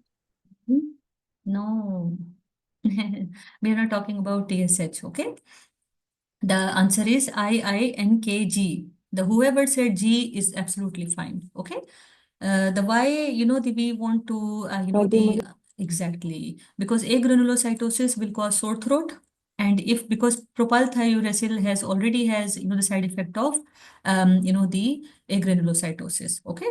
And plus aplasia cutis as well. Both has, the chances of having aplasia cutis as well. All right. But yes, if a patient already has this granulocytosis, and if we will give her again, the PTU, it will cause harm. All right. So brilliant, everyone. IINKG. All right. Good job. Next question. So this is the on the investigations and examination. So the first question is, a 32-year-old woman has her detailed anatomy scan at 20 weeks. The placenta is situated posteriorly, and it is suspected that the placental edge covers the internal os of the cervix. What is this?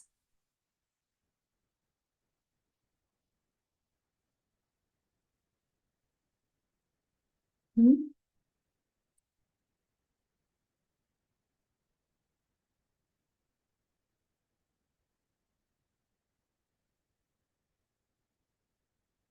Okay, so what is the answer, everyone?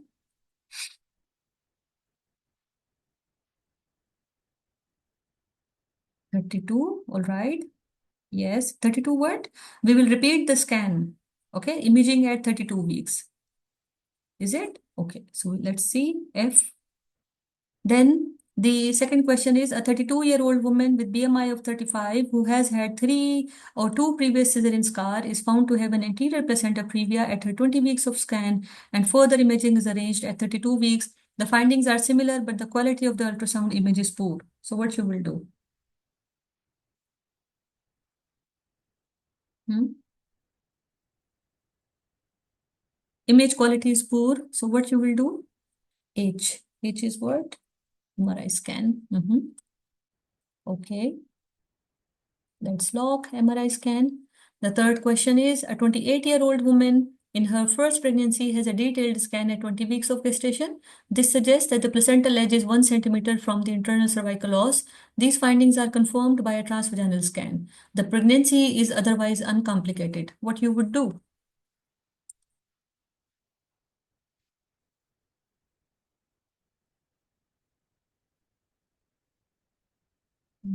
F. Okay.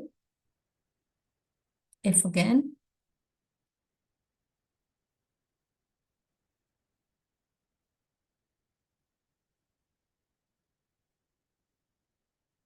It is KHF. Very good, Fiza. But it is F for A. Okay, now let's narrow down and now let's see what we have missed and how we can, find out what is the exact question. Let's read again. A 32-year has detailed anatomy scan at 20 weeks. The placenta is situated posteriorly, and it is suspected that the placental edge covers the internal os of the cervix. It is covers the internal os of the cervix. Okay, and you guys chose imaging at the 32 weeks. Which imaging? Or this transvaginal ultrasound is clear? Hmm? I understand it is posterior. Yes, I agree. But can you feel the difference now? Hmm? If it was written TVS at 32 weeks, it was more appropriate, but it is Exactly. written 32 Exactly. weeks imaging. So that's why Exactly. I selected 32 because 20 Exactly. weeks it is not important to do it confirmed by TVS. Exactly. Exactly. Right? Okay. Yes. It would be So TVS at 32 weeks. exactly. Okay. So we need to be very specific, although it looks very tempting, isn't it? Because the 32 weeks gestation is there, and that is very tempting, isn't it? So it's not about first. Okay. It's about the correct answer. All right. Imaging is correct. 32 weeks is correct. But if you read all these options closely, so you would definitely choose this. Okay. You would choose this. All right. Okay. So the last question of the day, the theme is early pregnancy. Okay. The question number one is a 27-year-old woman presents to the early pregnancy assessment unit via her GP with very irregular periods and uncertain last menstrual period, but maybe about 7 weeks ago. Transvaginal scan reveals a sac with mean sac diameter of 19 millimeter, but no fetal pole and no yolk sac. All right. And there is, the no adnexal abnormality, but minimal fluid in the pouch of Douglas. So what is the answer? What is the condition, first of all, and how you would diagnose?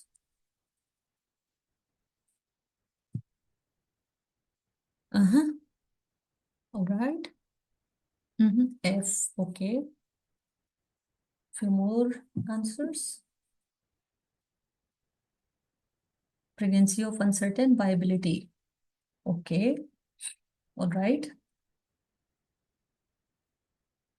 Okay. The second question is, a 33-year-old woman with BMI of 43 presents to the EPAU with mild bleeding and a positive pregnancy test. Serum beta HCG is 1100 international unit, which rises to 1800 and then 3300. Each of these were done 48 hours apart. Transvaginal scan reveals thickened endometrium with fluid in pouch of Douglas. Diagnostic laparoscopy could not identify any ectopic pregnancy in the tubes. So what exactly it is?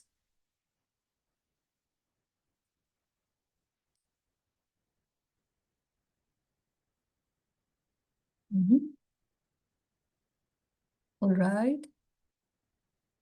Maida, why did you say D? Pregnancy of unknown location. And E is persistent pregnancy of unknown location. Both are very close. So which one do you choose?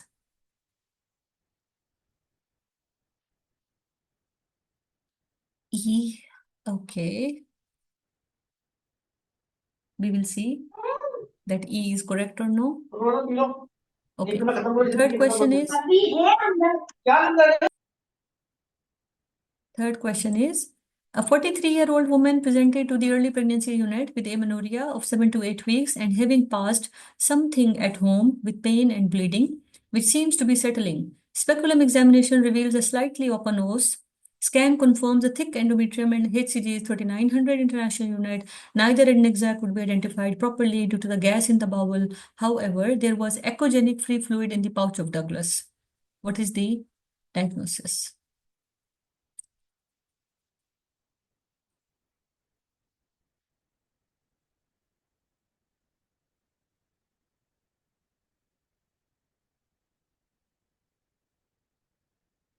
Mhm.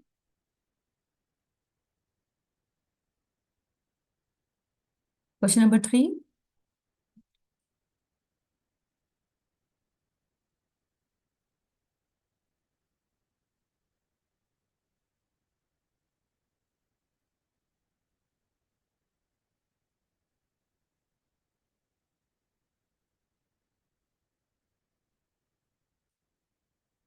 Mhm. B is delayed miscarriage. Okay. Miscarriage, ruptured, because it is miscarriage. So if we, the narrow down our miscarriages option, threatened miscarriage, miscarriage, delayed miscarriage, complete miscarriage, and threatened miscarriage. Okay. It can't be threatened miscarriage. So cut. It can't be miscarriage, right? And thick endometrium and HCG is 3900 still. Neither and exact could be identified properly due to the gas in bowel. However, there was echogenic free fluid in the pouch of Douglas.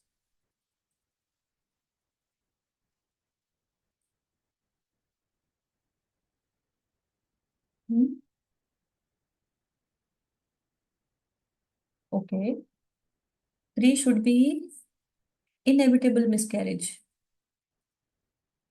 Okay. So what about, the beta HCG and thick endometrium? For inevitable, there must be intrauterine gestation sac, okay? And it can be viable or it cannot be viable, all right? If there is pouch of Douglas, the fluid, all right? If there is pain and bleeding and some tissues have been passed, but still endometrium is thick and HCG is that high, so what would we be expecting as? D, pregnancy of unknown location. Okay, so let's see. It is FEC. Okay, F was confirmed. Okay, E was perfect, but it is C. This is what I'm trying to, the address. C, 43 year, one risk factor, age. She has had amenorrhea 7 to 8 weeks. Third, pain and bleeding.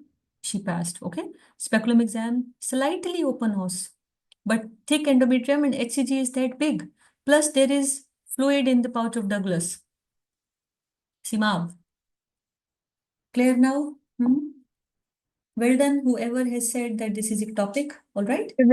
If HCG is not mentioned, then we can say it is pregnancy of unknown location. No. No. No. If HCG is not mentioned. No. HCG should be there. In pregnancy, in almost all, the questions, the beta HCG will be there. Okay, they can't, because almost all questions on early miscarriage, the early pregnancy module, it will be based on beta HCG and transvaginal scan. Okay. Even if you, they say that this is absent. So how will you say that this is pregnancy of unknown location? Fiza, how will you say that it is pregnancy of unknown location? We cannot say. Thank you so much. Because for pregnancy, there has to be beta HCG, isn't it? Okay.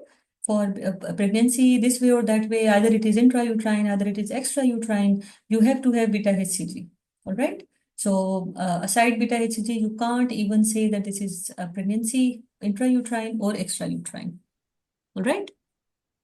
Dr. Zib, I thought ectopic, but it's mentioned here that pain and bleeding settling. So Seems to be let it settle. Let it settle. You have got 2 clues: thick endometrium, beta HCG 3900, free fluid in pouch of Douglas. Doesn't matter. Doesn't matter. Pain is settling means that she already passed some of the tissues. Okay, but still, the endometrium is thick.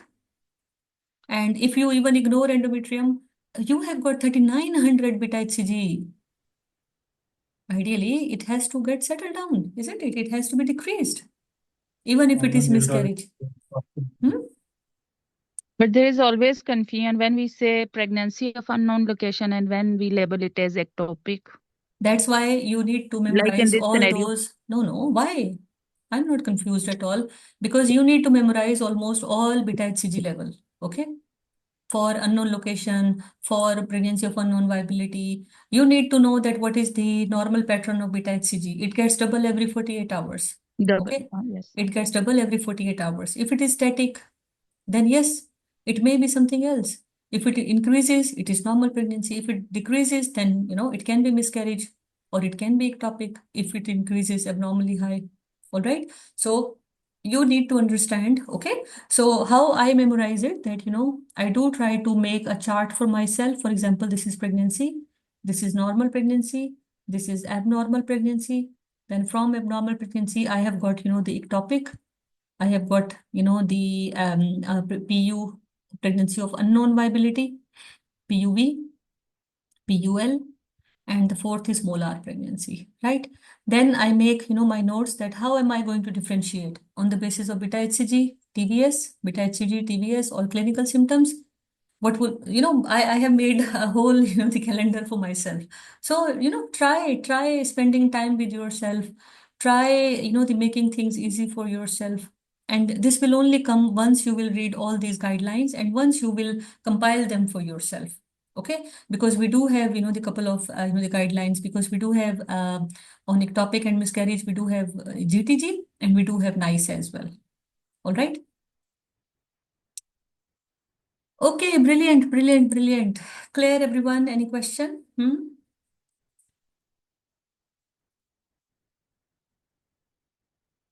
Any question, guys? No. Exam is collective, okay? Result is collective. You don't have to pass, separately. But the thing is, they will give you a criteria, and then, they will tell you that, either because the result will come like this.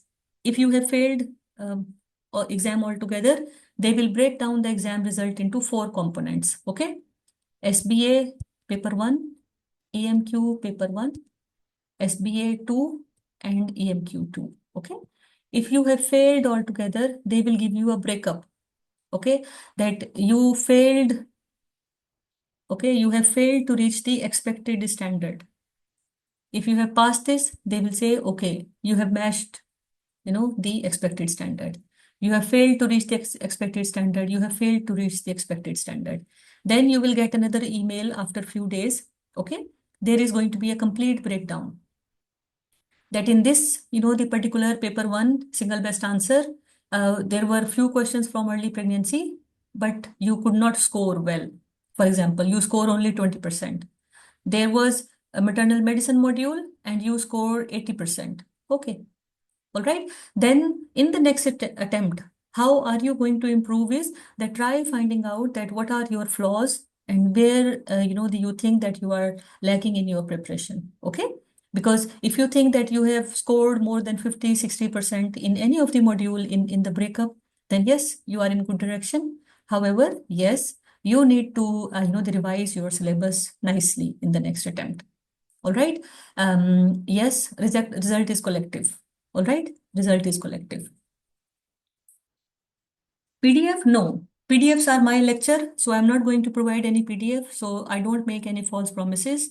I'm very, the clear, in fact, crystal clear in all my, the saying, because don't worry, if you will attend my session, you won't be needing any PDF. PDF will do what? Nothing. Who is going to teach you that PDF? Because I don't write anything, everything on PDF. Okay. Because Alhamdulillah, so far, I know so many guidelines and talk articles, myself, by my heart. All right. So I don't make any false promise and I don't, say that, okay, I will do this, I will do this. Okay, I will teach. This is my job. Okay. And being a student, you should be, the good enough to, the carry that information from me and ask me the questions, as many questions as possible. All right. Thank you. Thank you so much. Thank you so much. Okay. Thank you so much, everyone, for your precious time. Thank you so much for being here. In case if you need any help, any query, okay, aside any workshop, any course, I'm there to help you. Okay. I'm there to answer any query. Just forgive me if there is any delay because I have a very busy schedule because, yes, Rehan, can you please help this ID with the name doctor? Or if you can, send me a personal message, I will help you. Okay? Inshallah, I will try to help you guys as much as possible. And plus, I have one, the personal message just now that please, they do another session on these EMQs and SPAs. I will try my level best. Okay. I don't promise, but I will try my level best. And inshallah, I will come with another session. Okay. Yeah. No problem. No problem. I love to teach. I don't mind. I don't mind. I love to teach. Okay. So inshallah, I will see you guys. And once recording is ready, it will be shared with all of you. And please do like and subscribe our channel. And we do need your support. I do need your support. All right. And do try to, the watch almost all videos there. Things are going to be easy, inshallah. Okay. I have uploaded so many talk articles, so many summaries there. And of course, those are free. So you guys can open and you guys can, watch them as many time as possible. Okay. For the, the exam, if you have any query in the last moment, okay, you guys can, they come to me. I'm very easy to approach. Okay. WhatsApp, Telegram, Facebook, wherever. Okay. You will find me everywhere. So do try to, get in touch with me if you are facing any query, anything. Okay. So just get in touch. All right. Thank you so much, guys. I will see you around, inshallah, in some, the another session maybe. All right. And in case of any query for the workshops or courses, upcoming courses, do get in touch with me or my team. All right. Thank you so much. Good night. Allah Hafiz. Bye bye.